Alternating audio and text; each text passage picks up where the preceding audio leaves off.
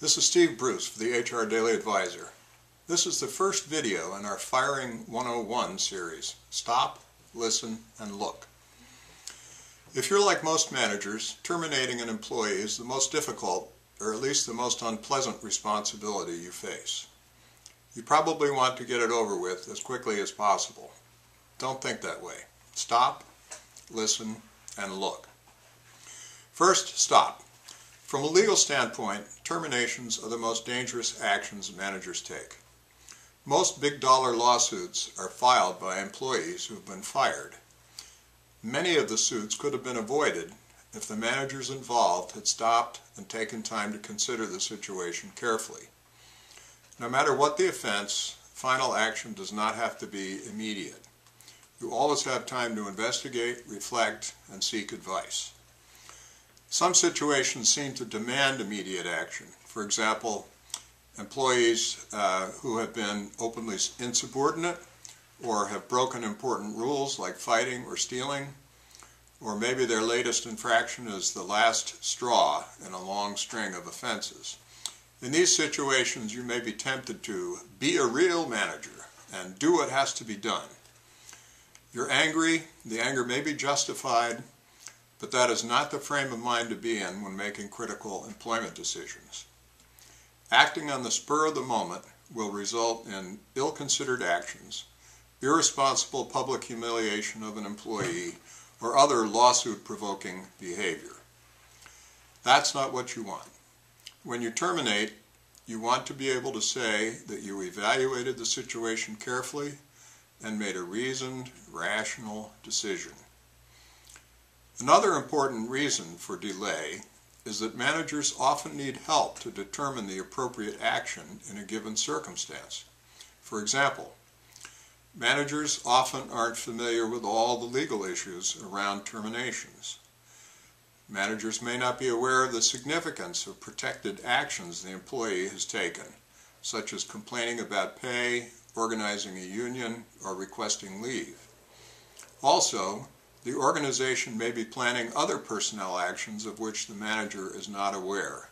For example, a reduction in force or a restructuring. Finally, it is generally in the organization's best interest for termination decisions to be made by a group.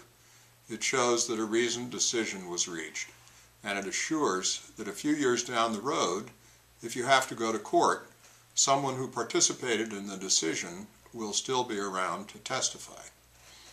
For all these reasons, it's imperative to involve an HR expert to ensure that the situation is handled appropriately. Also, remember that you don't have to give up your management rights to delay action. For example, you might say, "I'd like to see you in my office at 3 and we'll discuss this matter." Or, "It's clear that we have a serious problem. I want to consider our options. I will talk to you tomorrow morning at 9. Next, listen. Give the employee a chance to explain.